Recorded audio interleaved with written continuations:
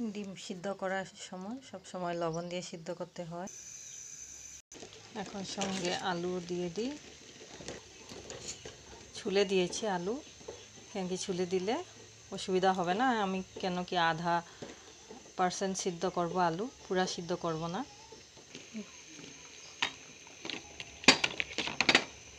এখন আলুগুলো স্ট্রেন করে ঢেকে রাখবো ঢাকনা দিয়ে, ভাপে ভাপে অল্প হয়ে যাবে। এদিকে আমি নিয়েছি একটা গোটা বড় পেঁয়াজ, আরও টমেটোগুলো গুটি ছাড়িয়ে নিয়েছি, আর 2-3টা কাঁচা মরিচ, আর রসুন আমি 2টা দেবো না, একটা দেব, কেন কি 2টা রসুন একটু বেশি হয়ে গেলে ফ্লেভারটা আলাদা হয়ে যায়, তাই আমি শুধু একটা ছেঁচে দেব।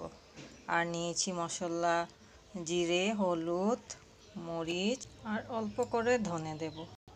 এখন মশলাগুলো অল্প গরম জল দিয়ে মিক্স করে রেখে দেব অল্পক্ষণ।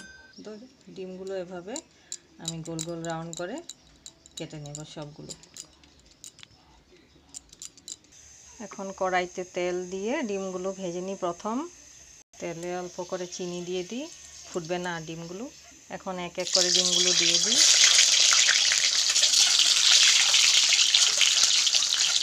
ডিম ভাজার সময় মিডিয়াম আঁচে ভাজতে হয়, আরও ডিমের মধ্যে অল্প হলদি দিয়ে দেবেন, তাতে ডিমের ভাজা কালারগুলো খুব সুন্দর হয়। আর চারিদিক হওয়ালে ডিমগুলো ভাজা, আর সবজির রসগুলো বা মশলাগুলো ডিমে ঢুকে, আর ডিমের স্বাদ খুব ভালো হয়। এভাবে মিডিয়াম আঁচ করে ভেজে নেবেন। এখন লাল লাল হয়ে গেছে, এখন আলুগুলোর সঙ্গে দিয়ে অল্প অল্প করে ভেজে নেব। আমার আলুগুলো সিদ্ধই ছিল, প্রায় অল্পটুক নরম হয়েছিল, সিদ্ধ হয়ে গিয়েছিল, তাই বেশিক্ষণ লাগবে না। এভাবে ভাজা ভাজা করে পেঁয়াজ সঙ্গে তেজপাতা, একটা টমেটো আর কাঁচামরিচ, আপনারা চাইলে কাঁচামরিচ ছোট ছোট করে দিতে পারেন। আমার বাচ্চা খেতে পারবে না, তাই বড় বড় আঁচ করে দিয়েছি। এগুলো ঢেলে দেব, ঢেলে নাড়াচাড়া করে নেব।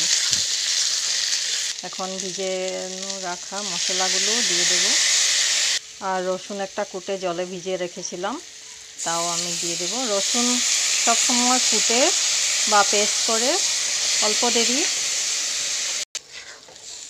দেরি ভিজিয়ে রাখতে হয় বা রেখে দিতে হয়, রসুন বেটে বা পেস্ট করে, যেভাবেই হোক, তাহলে রসুনের কেমিক্যালগুলো রিলিজ হয়, আর রসুনের সবজিটা বা রসুনটা দিয়ে রান্না করা যে কোনো সবজি বা চাটনির টেস্ট হয়।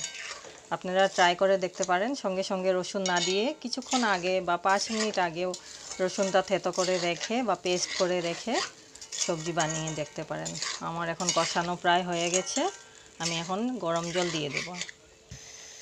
এভাবে কষানো হয়ে গেছে।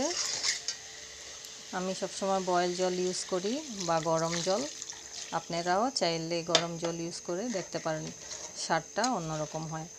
আপনারা চাইলে জলটা কমও দিতে পারেন, গ্রেভি আমি অল্পক্ষণ রাখবো, তাই রেখে ঝোল খেতে পছন্দ করি এই ডিমের গ্রেভির ঝোলটা, তাই আমি অল্পক্ষণ রেখে বয়েল করে গ্রেভি করে ছোট করে আঁচটা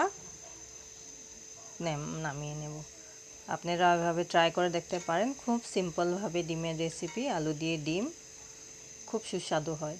সিম্পল জিনিস সব সময় সুস্বাদু হয়, আপনারা ট্রাই করবেন। ধন্যবাদ আমার ভিডিও দেখার জন্য। আমার ভিডিও ভালো লাগলে লাইক অ্যান্ড সাবস্ক্রাইব করবেন।